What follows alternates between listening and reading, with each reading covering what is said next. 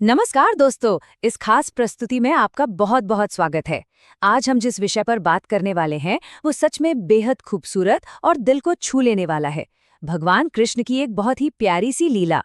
हम मूल स्रोत से ली गई एक छोटी सी नाटकीय प्रस्तुति का विश्लेषण करेंगे जो हमें सीधे वृंदावन की उन जादुई गलियों में ले जाती है। यकीन मानिए, ये सिर्फ एक कहानी नहीं है, बल्कि उस दिव्य शरारत के हर एक पहलू को महसूस करने का एक तरीका है। तो चलिए बिना किसी देरी के सीधा इसमें गोता लगाते हैं। हमारे सामने एक बहुत ही दिलचस्प सवाल है, आज कान्हा का माखन किसने चुराया? सच कहूं तो यही इस पूरी घटना का मुख्य रहस्य है। बिना किसी लंबी चौड़ी भूमिका के ये एक सवाल हमें उस नटखट और जादुई दुनिया में खींच लेता है जहां कुछ भी आम नहीं है। उत्सुकता तो होगी ही ना कि आखिर वो कौन है जिसने स्वयं भगवान को ही चकमा दे दिया। तो अब आते हैं हमारे पहले खंड पर, दिव्य दृश्य की तैयारी। माहौल को थोड़ा महसूस करते हैं। स्रोत में जो शुरुआती दृश्य निर्देश दिए गए हैं ना, वो सच में बेहद खास हैं। जरा सोचिए, मधुर बांसुरी की धुन बज रही है और सामने वृंदावन का बहुत ही सुंदर सा दृश्य है। ये सिर्फ शब्द नहीं है, बल्कि वो ऑडियो और विजुअल संकेत हैं जो हमें पल भर में एक शांत लेकिन शरारत से भरी दुनिया का एहसास करा देते हैं। नरेटर यहाँ बिल्कुल स्पष्ट कर देता है कि इन गलियों में आज फिर कुछ होने वाला है। ये तैयारी ही बता देती है कि ये कोई आम दिन नहीं, बल्कि एक दिव्य शरारत का दिन है। चलिए अब थोड़ी रफ्तार बढ़ाते हैं और आते हैं दूसरे खंड पर, गायब हांडियों और टकराव। अब यहाँ जो सबसे दिलचस्प बात है वो है इन दोनों पात्रों के हाव भाव का शानदार विरोधाभास। एक तरफ हमारे ठाकुर जी यानी कान्हा अपनी माखन की हांडी ना पाकर थोड़े परेशान हैं, इधर उधर ढूंढ रहे हैं, और दूसरी तरफ उनकी सखी ललिता जी पीछे मुस्कुराते हुए छुपी हैं। मूल स्क्रिप्ट में जो ये इमोजी दिए गए हैं, ये कोई सजावट नहीं है, ये बहुत ही महत्वपूर्ण साक्ष्य हैं जो बताते हैं कि यहाँ माहौल गंभीर बिल्कुल नहीं है, बल्कि ये तो एक चंचल और पहले से तय किया हुआ खेल है। और अब शुरू होता है हमारा तीसरा खंड, वो नटखट नोकझोंक। यहाँ से बातों की जो तेज रफ्तार शुरू होती है वो कमाल की है। जब कान्हा की नज़र ललिता पर पड़ती है तो उनका ये संवाद सुनिए। ललिता, कहीं तुमने तो नहीं ली हमारी माखन की हांडी? इस एक छोटे से वाक्य में कितनी मासूमियत है और साथ ही एक हल्का सा आरोप भी। कान्हा को शक है, लेकिन वो पूरे अधिकार से अपनी सखी से पूछ रहे हैं। और सच बताऊं तो ये मासूम सा सवाल ही आगे की पूरी मजेदार नोकझोंक की नींव रख देता है। अब ललिता का ये जवाब देखिए, हम पे ना है। ये एकदम चुलबुला और ठेठ ब्रज शैली का इनकार है। इसके साथ जो वो शरारती इमोजी जुड़ा है ना, वो चीख चीख कर बता रहा है कि वो झूठ बोल रही हैं। मजे की बात यह है कि वो जानती हैं कि कान्हा को भी सच पता है। ये वो पल है जो स्क्रिप्ट में मौजूद बाकी सभी सखियों को जोर से हंसाने पर मजबूर कर देता है, और यकीन मानिए इसे सुनकर हमारे चेहरे पर भी एक बड़ी सी मुस्कान आ जाती है। अब जब सीधे सवाल से बात नहीं बनती तो कान्हा अपना अगला दाव चलते हैं। वो कहते हैं, देखो ललिता, अगर तुमने नहीं दी ना तो हम नाराज हो जाएंगे। वो एक झूठी नाराजगी की धमकी देते हैं, लेकिन स्रोत एकदम साफ कर देता है कि ये धमकी उनके उसी नटखट अंदाज में दी गई है। कान्हा का ये गुस्सा सच्चा है ही नहीं, ये तो बस अपनी उसी रूठी हुई मासूमियत से सखियों को पिघलाने की एक प्यारी सी कोशिश है। लेकिन ललिता जी कहाँ हार मानने वाली हैं। वो बिल्कुल निडर होकर इस पूरी बातचीत का रुख ही पलट देती हैं।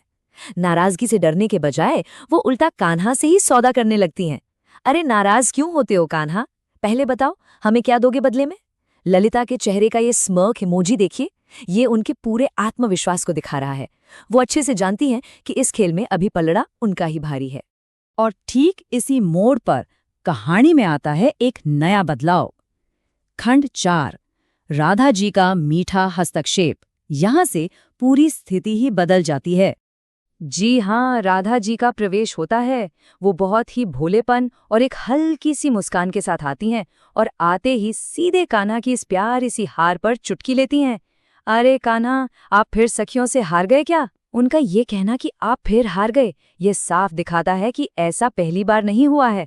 ये तो इन सभी के बीच चलने वाला रोज का एक प्यार भरा खेल है। अब राधा जी कान्हा का पक्ष लेने के बजाय सखियों की इस शरारती साजिश में शामिल हो जाती हैं। वो कहती हैं, तो आज आपको भी थोड़ा सबक मिलना चाहिए।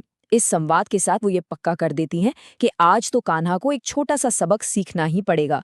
जाहिर है ये कोई सजा नहीं है, बल्कि उस चंचल प्रेम को और गहरा करने का एक बहुत ही मीठा सा तरीका है। चलिए आगे बढ़ते हैं और देखते हैं कि ये कैसे आगे बढ़ता है और अपने निष्कर्ष तक पहुंचता है। ये पूरी शरारत एक बहुत ही सुंदर क्रम में सुलझती है। सबसे पहले राधा जी कान्हा की हार को स्वीकार कराती हैं। फिर ललिता जी एक छोटी सी चेतावनी के साथ माखन की हांडी वापस कर देती हैं।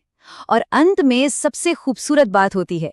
कान्हा खुशी खुशी ये मान लेते हैं कि अपनी सखियों से जीतना केवल मुश्किल ही नहीं बल्कि नामुमकिन है। ये पूरा घटनाक्रम बिना किसी अहंकार के सिर्फ और सिर्फ आनंद से भरा हुआ है। अब आते हैं अपने अंतिम और सबसे गहरे हिस्से पर। खंड 5, लीला का गहरा संदेश। यहाँ हम थोड़ी गहराई में उतरेंगे। नरेटर अंत में जो कहता है ना, वो इस पूरी प्रस्तुति की असली जान है। यहाँ दी गई लीला की परिभाषा ठीक वैसी ही है जैसी स्रोत में बताई गई है। वृंदावन की ये सामान्य सी लगने वाली छोटी छोटी शरारतें कोई आम बच्चों का खेल नहीं है।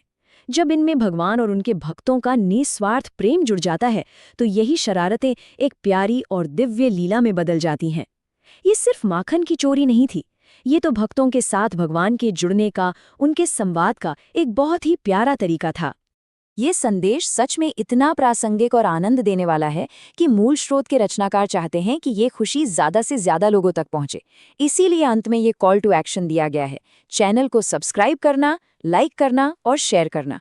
ये सिर्फ एक औपचारिकता नहीं है, बल्कि इस तरह की आनंदमय कहानियों के इर्द गिर्द एक पूरा समुदाय बनाने का प्रयास है। ये दिखाता है कि आज के युग में भी ये प्राचीन लीलाएं हमें एक साथ कैसे जोड़ सकती हैं। तो इस पूरी चर्चा से गुजरने के बाद मैं आपको इस एक अंतिम विचार के साथ छोड़े जा रहा हूँ। आखिर क्यों सर्वशक्तिमान ईश्वर अपनी मर्जी से ऐसी मासूम और नामुमकिन जीत वाली दोस्ती का रास्ता चुनते हैं? ये सच में सोचने पर मजबूर करता है कि शायद भगवान के लिए भी दुनिया भर की शक्ति होने से ज्यादा कीमती अपनों के हाथों प्यार से हार जाना है। कान्हा की ये प्यारी सी हार ही दरअसल उनकी सबसे बड़ी जीत है। इस विचार पर जरूर गौर कीजिएगा। इस प्रस्तुति में हमारे साथ जुड़ने के लिए आपका बहुत बहुत धन्यवाद।